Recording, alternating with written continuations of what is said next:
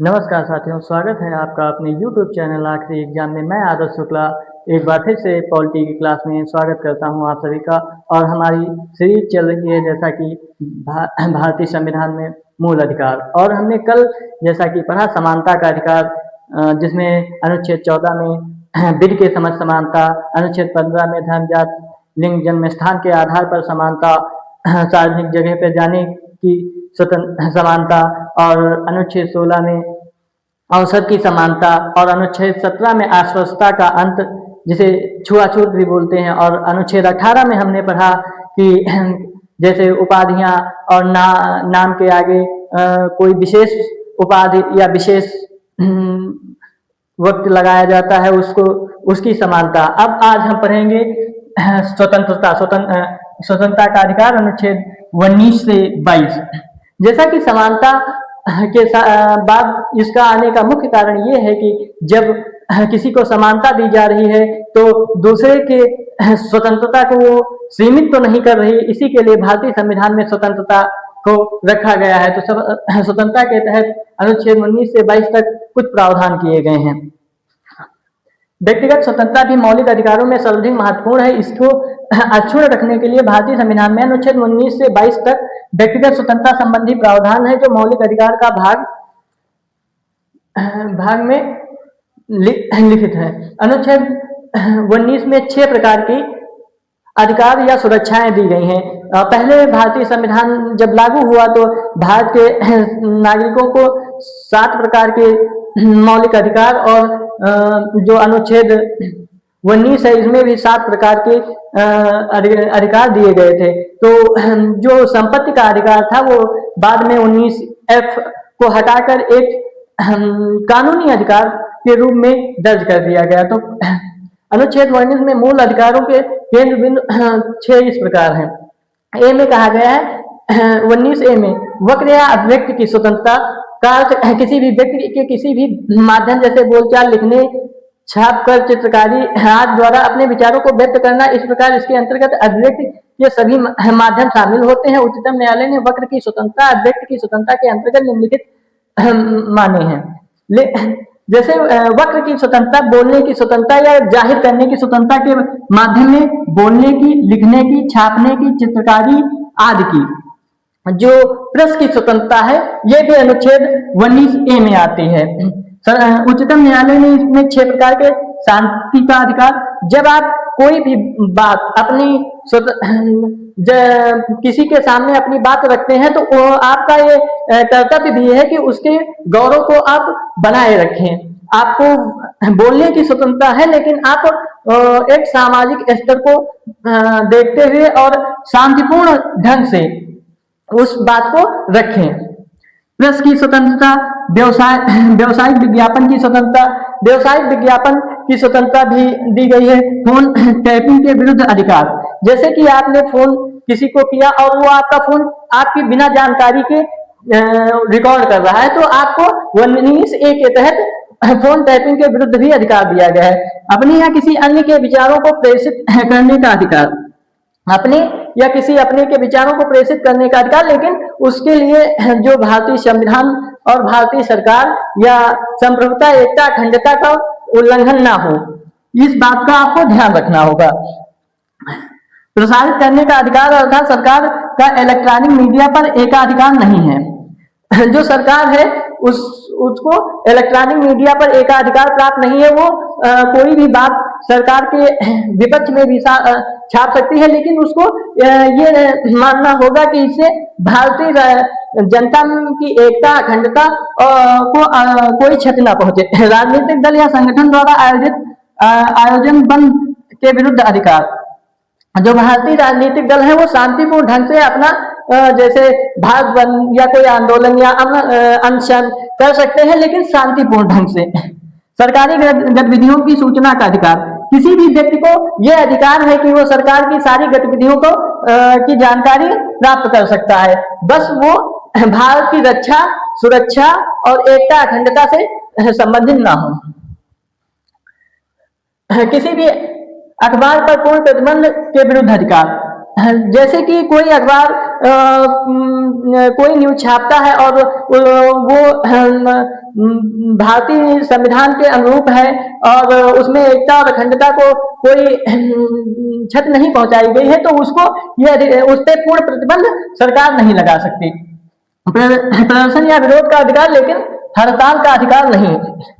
आपको सरकार के खिलाफ या किसी भी संस्था एनजीओ के खिलाफ जैसे किसानों का आंदोलन हो गया या श्रमिकों का आंदोलन हो गया या वकीलों का आंदोलन हो गया, तो आंदोलन करने का अधिकार है आपको, हड़ताल करने का अधिकार है, लेकिन शांतिपूर्ण ढंग से हड़ताल करने का अधिकार है, आंदोलन करने का अधिकार है, हड़ताल करने का नहीं। अनुच्छेद 2 द्वारा युक्त निर्बद्ध राज्य वक्र अभिव्यक्ति की स्वतंत्रता पर निम्नलिखित 8 आधारों पर उचित प्रतिबंध लगाता है। अब राज्य कौन कौन सी चीजों पर प्रतिबंध लगा सकता है? भारत की संप्रभुता और अखंडता, जैसा हम आपको बता चुके हैं कि भारत की संप्रभुता और अखंडता को अक्षुण्ण करने वाली कोई भी ऐसी चीज जो भारत की एकता, अखंडता, संप्रभुता या संविधान के विरुद्ध जाकर या कोई संवैधानिक निकाय के विरुद्ध कोई ऐसा वक्र मीडिया द्वारा या कोई व्यक्ति द्वारा प्रेषित किया जाता है, तो उसमें भारतीय सरकार या सुप्रीम कोर्ट रोक लगा सकता है। राज्य की सुरक्षा, जो राज्य की सुरक्षा है उसके विरुद्ध अगर आप कोई कार्य करते हैं तो आप पे रोक लगाई जाएगी। विदेशी राज्यों के साथ संबंध, जैसे कि मित्र राष्ट्रों के साथ जो भारत के संबंध, जो भारत के जो मित्र देश हैं उनके साथ संबंध और जो शत्रु देश हैं उनके साथ संबंध जैसे भारत के हैं वैसे भारत के नागरिकों को रखने पड़ेंगे। अगर आप किसी ऐसे राष्ट्र से संबंध रखते हैं जो कि भारत के विरुद्ध शत्रु देश है और उसके साथ आप कोई जानकारी साझा करते हैं तो उसमें रोक लगाई जा सकती।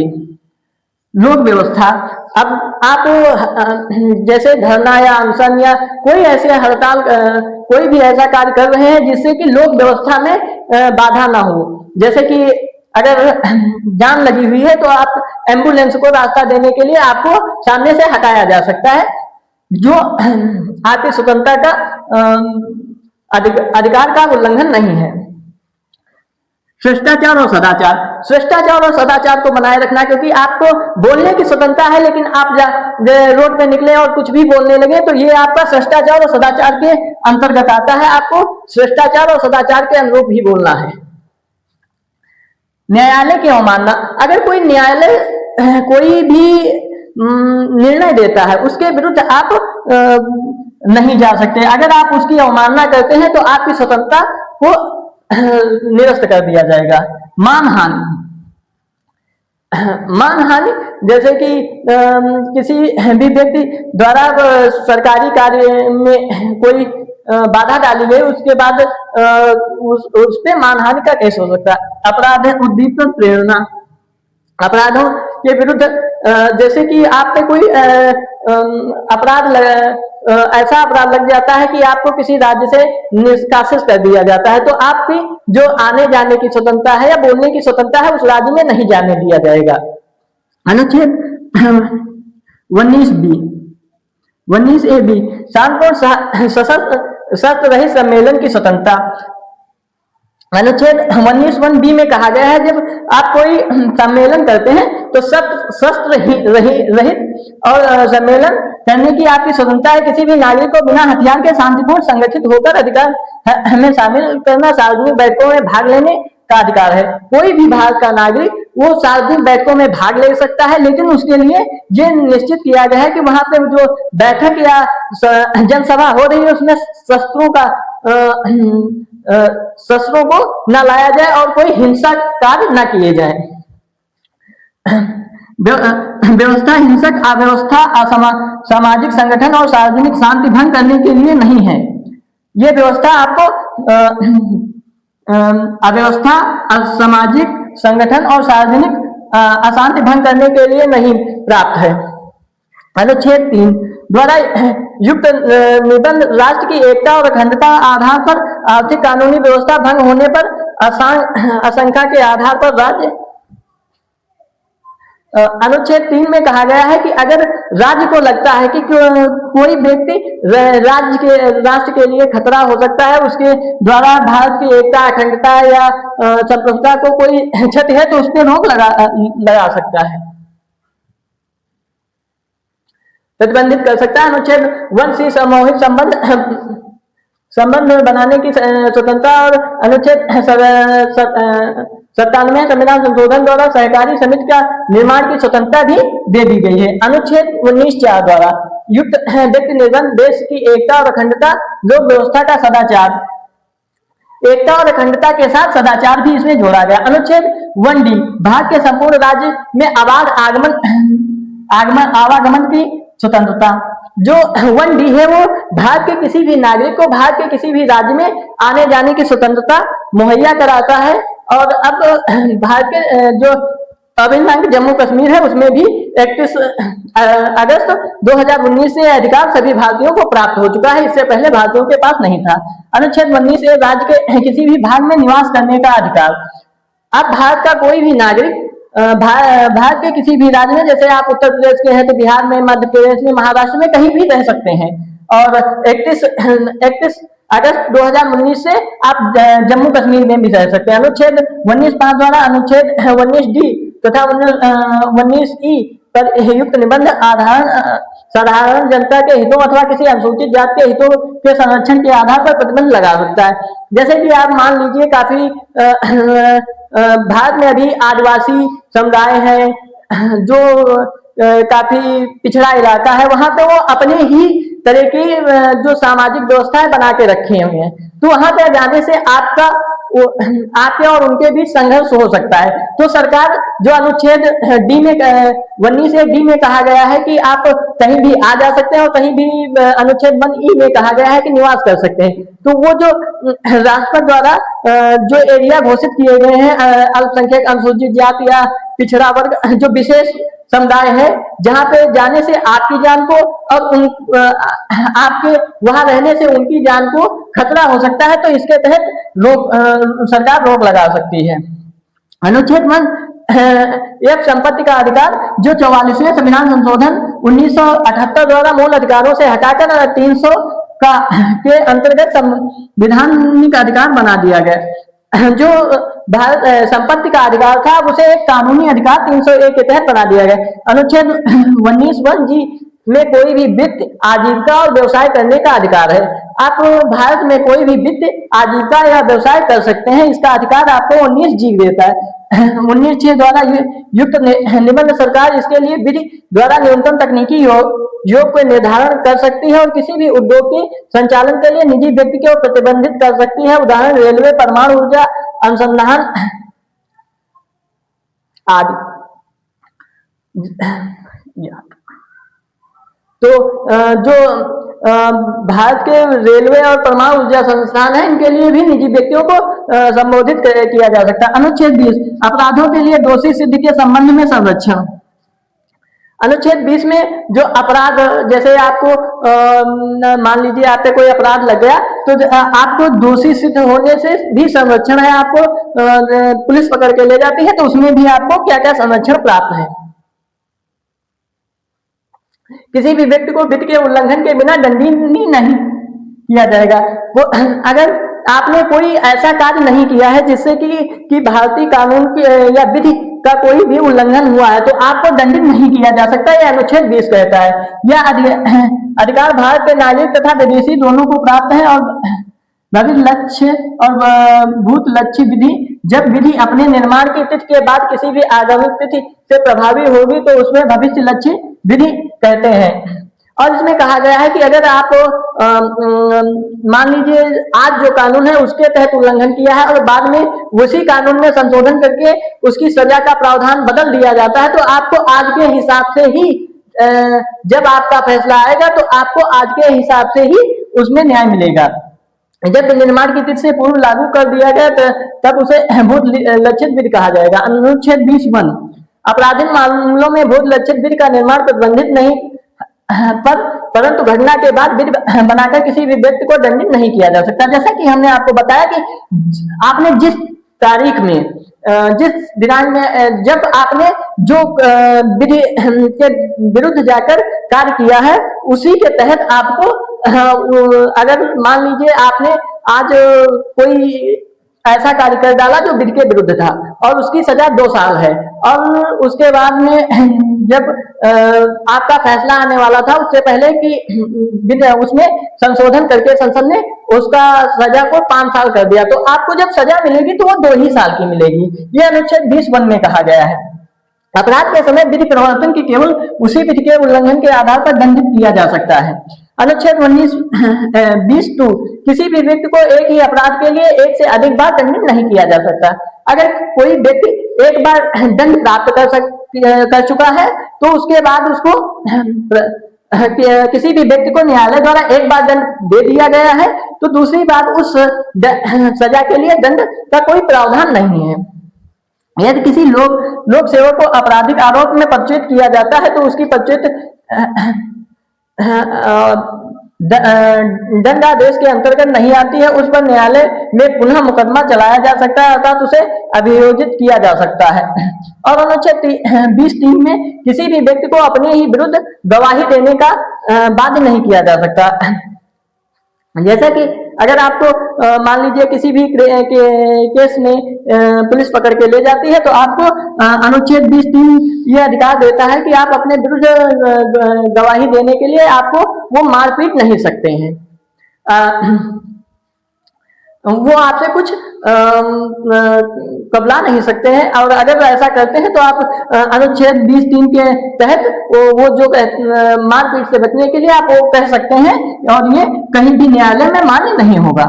अनुच्छेद 21 प्राण और दैहिक स्वतंत्रता का संरक्षण का अधिकार। प्राण और दैहिक स्वतंत्रता अनुच्छेद 21 राज्य के द्वारा किसी भी व्यक्ति को विधि द्वारा स्थापित प्रक्रिया से ही उसके जीवन और दैहिक स्वतंत्रता से वंचित किया जा सकता है। अगर राज्य द्वारा कोई मापदंड या विधि बनाई गई है जिसके द्वारा उसके प्राण और दैहिक स्वतंत्रता का हनन किया जा सकता है। अनुच्छेद 21 के तहत प्रदान प्राण और दैहिक स्वतंत्रता का अर्थ में विस्तार में मेनका गांधी बनाम भारत संघ 1978 की विशेष भूमिका है। इस बात में न्यायालय ने पहली बार माना अनुच्छेद 21 प्रयुक्त दैहिक स्वतंत्रता में वे समस्त आवश्यक तत्व शामिल हैं जो व्यक्ति के जीवन को गरिमापूर्ण बनाने में सक्षम है। अगर आपको मान लीजिए आपको अरेस्ट किया जा रहा है तो आपको अरेस्ट करने के 24 घंटे के अंदर नजदीकी न्यायालय में पेश करने और आने जाने का समय छोड़कर 24 घंटे के अंदर आपको नजदीकी न्यायालय में पेश करने का अधिकार है। इस अर्थ में अनुच्छेद 19 के तहत प्रदान की गई स्वतंत्रता की समस्त अधिकार स्वयं ही समाहित हो जाते हैं। उच्चतम न्यायालय ने अपने ही विभिन्न निर्णयों के द्वारा अनुच्छेद 21 के अर्थों को विस्तृत किया है। न्यायालय ने इस बात पर बल दिया है कि जीवन के अधिकार की मात्र पशुतुल्य जीवन स्वीकार नहीं होगा बल्कि मानव होने का कारण भी सम्मानपूर्ण जीवन है। इसमें आपको कोई बंधक नहीं बना सकता, बंधक बनाकर या पशुओं की तरह नहीं रख सकता है। आपको गरिमापूर्ण जीवन जीने का अधिकार अनुच्छेद 21 देता है। न्यायपालिका के अनुसार अनुच्छेद 19 और 21 द्वारा एक दूसरे के पूरक है, इसलिए जीवन के अधिकार में स्वतंत्रता का अधिकार अनुच्छेद 19 स्वाभाविक रूप से सम्मिलित होता है। न्यायपालिका ने इस संदर्भ में विधि की उचित प्रक्रिया और सिद्धांत माना है, अर्थात विधि उचित तार्किक संवैधानिक प्रावधानों के अनुसार सही होनी चाहिए। न्यायपालिका को विधि की व्याख्या करने का अधिकार तो है ही, साथ ही उसके औचित्य के परीक्षण करने की शक्ति भी है। न्यायपालिका सक्रियता का प्रारंभ मेनका गांधी वाद से माना जाता है। इसमें न्यायपालिका की प्रकृति और न्याय के सिद्धांत का प्रतिपादन किया गया। अनुच्छेद 21A 86वें संविधान संशोधन 2002 के द्वारा जोड़ा गया था, जिसके अनुसार 6 से 14 वर्ष के बच्चों को अनिवार्य और निःशुल्क शिक्षा, जो अनुच्छेद 21A 86वें संविधान संशोधन द्वारा 6 से 14 वर्ष के बच्चों के लिए अनिवार्य और निःशुल्क शिक्षा, प्राथमिक शिक्षा दी जाए। इस संबंध में राज्य द्वारा विधि निर्माण किया गया। अनुच्छेद 21 के अंतर्गत विभिन्न विवादों और निर्णयों में सर्वोच्च न्यायालय ने अनुच्छेद 21 के भागों के रूप में निम्नलिखित आधार पर घोषित किया है। अब अनुच्छेद 21 में आपको कौन कौन से अधिकार प्राप्त है? जीवित रहने का अधिकार, आपको जीवित रहने का अधिकार अनुच्छेद 21 देता है। निजता का अधिकार, आप जैसे आपका फोन है या आपकी कोई पर्सनल चीज है उसको आप गोपनीय रख सकते हैं, ये अधिकार आपको निजता के अधिकार के तहत अनुच्छेद 21 में। आश्रय का अधिकार, आप तो मान लीजिए कहीं बाहर गए हैं और वहां पे आपको कोई आश्रय नहीं है तो आप सरकारी जो धर्मशाला या भोजनालय है उनमें रहने का, या आपके पास आश्रय नहीं है तो सरकार आपको आश्रय देने का अधिकार है। स्वास्थ्य का अधिकार, अगर आप बीमार हैं या कुछ है तो सरकार आपको स्वास्थ्य मुहैया कराएगा। सुनवाई का अधिकार, सुनवाई का अधिकार मान लीजिए जो 49A है, अनुच्छेद 49A है, इसमें आपको सरकारी वकील भी प्रदान किया जाता है। जैसे कि आप देखते हैं अभी हाल ही में जो नीला ड्रम वाला केस हुआ, उसमें उस महिला को उसका केस लड़ने के लिए सरकार द्वारा सरकारी वकील प्रदान किया गया, वो 29A के तहत है। यह सुनवाई का अधिकार है। सूचना का अधिकार, मान लीजिए आप भारत के नागरिक है, भारत की किसी भी सरकारी योजना या सरकार के कोई भी सूचना का अधिकार, बस वो देश हित और सुरक्षा से जुड़ी नहीं हो का अधिकार है आपके पास। प्रतिष्ठा का अधिकार, आपकी जो प्रतिष्ठा है उसको अगर कोई ठेस पहुंचाता है तो सुप्रीम कोर्ट में आप जा सकते हैं उसके विरुद्ध। सोने का अधिकार, जो मान लीजिए आप जो सोना है, मतलब आप जब सो रहे हैं तो आपको कोई नहीं उठा सकता, ये भी अधिकार आपको अनुच्छेद 21 में दिया गया है। निरपक्ष सुनवाई का अधिकार, कोर्ट को निरपक्ष सुनवाई का अधिकार दिया गया है कि आप विद्युतता का अधिकार, मानवीय प्रतिष्ठा के साथ जीने का अधिकार, मानव को मानवीय प्रतिष्ठा के साथ जीने का अधिकार, सबको समान जीने का अधिकार, स्वच्छ पर्यावरण, प्रदूषण रहित जल और वायु में जीने का अधिकार, और हानिकारक उद्योगों के विरुद्ध सुरक्षा। जो प्रदूषण रहित वायु और जल और हानिकारक उद्योगों के विरुद्ध सुरक्षा आपको अनुच्छेद 21 में। 6 से 14 वर्ष की उम्र के बच्चों के लिए निःशुल्क और अनिवार्य शिक्षा का अधिकार। और इसके बाद निःशुल्क कानूनी सहायता, जो कानूनी सहायता है वो भी आपको निःशुल्क प्राप्त हो।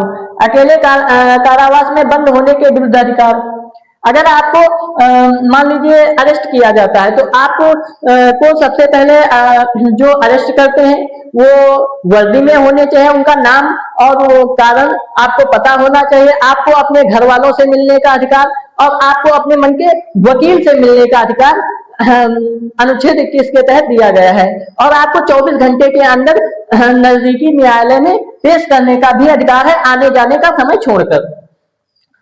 अकेले कारावास में बंदी होने का विरुद्ध अधिकार, त्वरित सुनवाई का अधिकार, 24 घंटे के अंदर पहली सुनवाई का अधिकार, हथकड़ी लगाने के विरुद्ध अधिकार। अगर आप कोई विशेष कुख्यात अपराधी नहीं है तो आपके हथकड़ी नहीं लगाई जा सकती, अनुच्छेद 21 में कहा गया। और मानवीय व्यवहार के विरुद्ध अधिकार, अगर आपको थाने में मारपीट के कुछ कहलाने की कोशिश की जा रही है तो इसके लिए अमानवीय व्यवहार के लिए विरुद्ध भी आपको पास अधिकार है। फांसी में देरी के विरुद्ध, अगर आपको फांसी 8:30 पर दी जानी है और 8:31 हो गया तो आपको यह अधिकार है कि आप सुप्रीम कोर्ट या राष्ट्रपति के पास अपील कर सकते हैं और आप की फांसी फिर टल जाएगी, फिर आपको फांसी नहीं दी जा सकती। विदेश यात्रा करने का अधिकार, विदेशों में यात्रा करने का अधिकार बस आपको भारत सरकार के द्वारा दिवालिया घोषित ना किया गया हो या कोई ऐसा अपराध में आप दोषी ना हो जिसके तहत आपको देश से बाहर जाने का अधिकार ना हो। बंधुआ मजदूरी के विरुद्ध अधिकार, जैसे आप देखते हैं पहले समय में बहुत लोगों को बंधुआ बनाकर रखते थे, जो इसके उनसे मजदूरी कराते थे। हिरासत में शोषण के विरुद्ध अधिकार, हिरासत में आपका शोषण नहीं किया जा सकता। आपातकालीन चिकित्सा सुविधा का अधिकार, मान लीजिए आपका एक्सीडेंट हो गया या कोई ऐसी सिचुएशन है कि आपके पास पैसा नहीं तो आपातकालीन जो चिकित्सा है उसकी सुविधा का भी अधिकार आपके पास है। सरकारी अस्पतालों में समय पर उचित इलाज का अधिकार, सरकारी अस्पताल में आपको समय पर उचित इलाज का अधिकार है। राज्य के बाहर न जाने का अधिकार,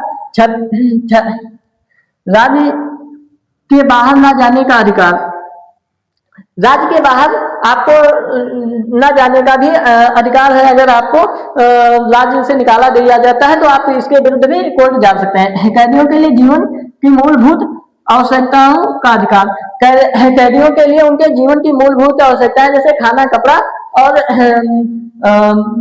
रहने का या लेटने का अधिकार प्राप्त है। महिलाओं के साथ सम्मानपूर्ण व्यवहार करने का अधिकार, महिलाओं के साथ जो सम्मानपूर्ण व्यवहार, सार्वजनिक फांसी के विरुद्ध अधिकार, जिस भी व्यक्ति को फांसी दी जा रही है तो उसे एक विशेष स्थान पर दी जानी चाहिए, ना कि सार्वजनिक जैसे चौराहे या कोई मेला बाजार, ऐसी जगह फांसी नहीं दी जा सकती। दोष सिद्ध न्यायालय आदेश के विरुद्ध अपील का अधिकार, अगर आपको मान लीजिए जिला न्यायालय ने दोषी सिद्ध करार दिया है तो आप उच्च न्यायालय, सर्वोच्च न्यायालय और राष्ट्रपति के पास जा सकते हैं, उसके विरुद्ध अपील कर सकते हैं। सार्वजनिक सुरक्षा और परिवार के संरक्षण का अधिकार, अगर सार्वजनिक सुरक्षा सेल्फ डिफेंस जिसको बोलते हैं और परिवार के संरक्षण का अधिकार, अगर मान लीजिए आपके घर में चोर आ जाते हैं और आप उनसे मारपीट कर लेते हैं तो आपके पास वो परिवार का संरक्षण का अधिकार माना जाएगा। सामाजिक और आर्थिक न्याय और सशक्तिकरण का अधिकार, सामाजिक और आर्थिक न्याय, जो न्याय का है वो सामाजिक, आर्थिक और सशक्तिकरण का अधिकार होना चाहिए। उसके बाद बात करता है के विरुद्ध अधिकार, जीवन बीमा पॉलिसी के विनिमय का अधिकार, जीवन बीमा पॉलिसी का जो जीवन बीमा है वो पॉलिसी सब ले सकते हैं। शोर प्रदूषण से मुक्ति का अधिकार, मान लीजिए शोर और प्रदूषण कहीं हो रहा है तो उसके विरुद्ध आप अपील कर सकते हैं, उससे आपको मुक्त रहने का अधिकार है। जीवन साथी चुनने का अधिकार, जो भारत के नागरिक हैं 18 वर्ष की आयु पूरी कर चुके हैं उनको अपने मनपसंद जीवन साथी चुनने का अधिकार है।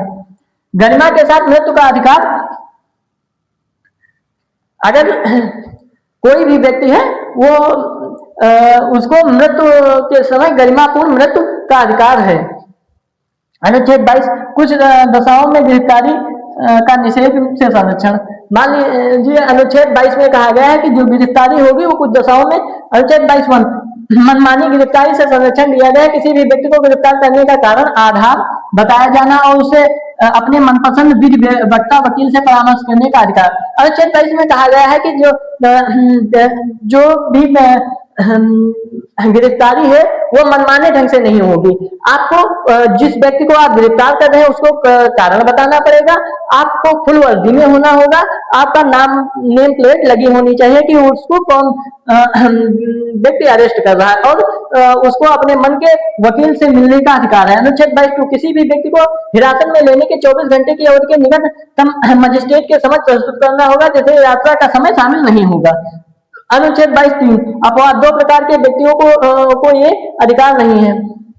निवारक निरोध में रखे गए, निवारक निरोध में रखे गए व्यक्ति को वकील, दलील, अपील करने का अधिकार नहीं होता है। इसमें उसको स्वयं, जो निवारक निरोध में व्यक्ति होता है ऐसा व्यक्ति राज्य के विरुद्ध या ड्रग्स या कोई ऐसा कृत्य करता है जो समाज के लिए बहुत ही हानिकारक होता है, इसमें इसको अरेस्ट करने की वजह और इसको 24 घंटे के अंदर कोर्ट और वकील से मिलने का अधिकार नहीं, इसको स्वयं ही अपने आप खुद को दोषी से निर्दोष सिद्ध करने का अधिकार होता है। विदेशी शत्रु, विदेशी शत्रु कोई अधिकार नहीं होता। अनुच्छेद 22(4) व 22(7) में रखे प्रावधान में निवारक निरोध में रखे गए लोगों के लिए जिस व्यक्ति को निवारक निरोध में बंदी बनाया गया है उसका कारण बताया जाएगा, उस व्यक्ति को उसका कारण बताया जाएगा कि उसे किस लिए बंदी बनाया गया। अपने मनपसंद वकील से परामर्श करने का अधिकार होगा। यदि राष्ट्रीय एकता अखंडता का विषय होगा तो कारण स्पष्ट करना आवश्यक होगा। अगर उसने राष्ट्र की एकता और अखंडता के विषय में कोई ऐसा तथ्य कार्य किया होगा जो राष्ट्र की एकता अखंडता को अक्षुण्ण रखने में सक्षम नहीं है तो उसको कारण स्पष्ट करना होगा। किसी व्यक्ति को ये 3 माह से ज्यादा निवारक नजरबंदी में रखा जाता है तो एक समिति की अनुशंसा होती है जिसका अध्यक्ष उच्चतम न्यायालय का न्यायाधीश होगा। इसको 3 महीने से अधिक समय के लिए रखने के लिए उच्चतम न्यायालय का न्यायाधीश की द्वारा की मेंबरशिप में एक समिति की नियुक्ति होगी। संसद बिल के निर्माण के दौरान निवारक नजरबंदी में बंदी बनाए गए लोगों की अधिकतम सजा का निर्धारण कर सकती है। लोगों की अधिकतम सजा का निर्धारण कर सकती है जो 12 माह होगी, 3-3 महीने करके माह, ये 3-3 महीने करके 1 साल हो सकती है। निवारक निरोध की अवधि, 3 महीने तक किसी भी को भी बंदी बनाया जा सकता है। 3 महीने से अधिक समय के लिए बंदी बनाने के लिए न्यायिक समिति द्वारा अनुशंसा आवश्यक है। संसद विधि द्वारा अधिकतम समय सीमा का निर्धारण कर सकती है। निवारण निरोध का आशय किसी व्यक्ति को नजरबंद करके संभावित अपराध को रोकना है। मात्र संदेह के आधार पर किसी भी को हिरासत में लेना अथवा अपराध करने से पहले ही किसी व्यक्ति को नजरबंद कर लेना निवारक निरोध का आधार है। अगर किसी व्यक्ति पे संदेह भी है, उसने वो क्राइम नहीं किया है, तो उसको भी अरेस्ट किया जा सकता है। राष्ट्रीय सुरक्षा के लिए कौन कौन से आधार होंगे, किस आधार पर किया जा सकता है? राष्ट्रीय सुरक्षा के लिए खतरा, राष्ट्रीय अखंडता के लिए चुनौती और सार्वजनिक सेवाओं की आपूर्ति में बाधा, समाज में मनुष्यता पैदा करना, समाज में जो मनुष्यता है पैदा करने से जिससे समाज में अराजकता उत्पन्न हो जाए। विधि निर्माण की शक्ति, भारत में निवारक निरोध विधि निर्माण की शक्ति एवं राज्य सरकार दोनों के निवारक निरोध के कानून MISA अतिरिक्त सुरक्षा अधिनियम 1971, तत्कालीन परिस्थिति 1971 का युद्ध, देश की सुरक्षा और एकता अखंडता का मुद्दा, दुरुपयोग 1975 में आपातकाल के दौरान, और 1978 में जनता पार्टी सरकार द्वारा समाप्त कर दिया गया। तृतीय विदेशी मुद्रा संरक्षण तस्करी निवारण अधिनियम 1974, राष्ट्रीय राष्ट्रीय सुरक्षा अधिनियम 1980, डाटा आतंकी विध्वंसक गतिविधि, तत्कालीन परिस्थिति पंजाब में आतंकी गतिविधि operation blue star, Indira Gandhi की हत्या 1995 में इसे समाप्त कर दिया गया। और पोटा आतंकी गतिविधि निरोधक कानून 2002। तत्कालीन परिस्थितियों में अमेरिका में वर्ल्ड ट्रेड सेंटर पर हमला, दिसंबर 2001 में भारतीय संसद पर हमला, यूपीए सरकार द्वारा 2005 में इसे समाप्त कर दिया गया। गैर कानूनी गतिविधि संशोधन अधिनियम 2008, यह कानून अभी भी प्रवर्तन में है। निवारक निरोध कानून को आलोचना, निवारक निरोध कानून लोकतांत्रिक अधिकारों के विरुद्ध, निवारक निरोध का आलोचना किस, निवारक निरोध कानून लोकतांत्रिक अधिकारों के विरुद्ध है, ऐसा आलोचकों का मानना है। वे कानूनी अधिकार कठोर और सख्त होते हैं, ये मानव अधिकारों के विरुद्ध है, ये मानव अधिकारों के विरुद्ध उनका मानना है। इसके दुरुपयोग की संभावना है। मान लीजिए इसके किसी को भी शक के आधार पर गिरफ्तार किया जा सकता है, तो इसके दुरुपयोग, सरकार इसका दुरुपयोग भी कर सकती है, ऐसा आलोचकों का मानना है। भारतीय संविधान में मूल अधिकारों का व्यापक उल्लेख किया गया है। प्रथम दृष्टिया ऐसा प्रतीत होता है कि निवारक नजरबंदी के कानून मूल अधिकारों के विरोधी है, परंतु वास्तविक रूप से निवारक निरोध का कानून एक अनिवार्य बुराई है। अनिवार्य इसलिए कि राष्ट्र की एकता अखंडता बनाए रखना, और बुराई इसलिए कि इसमें व्यक्तियों के अधिकारों का हनन होता है। जैसा कि इसमें दो बातें कहेंगे, अच्छी इसलिए है कि एकता अखंडता बनाए रखें, और बुराई इसलिए कि व्यक्तियों के अधिकारों का हनन, क्योंकि इसमें शक के आधार पर भी व्यक्तियों का को कैप्चर किया जा सकता है। तो थैंक यू गाइस, और वीडियो में लास्ट तक बने रहने के लिए। और आज की क्लास यहीं पे समाप्त होती है, और मिलते हैं अगली वीडियो में। तब तक के लिए नमस्कार। और आपको ये वीडियो कैसा लगा, इस पे अपनी राय और कमेंट जरूर दें, और अपने दोस्तों के साथ शेयर करें।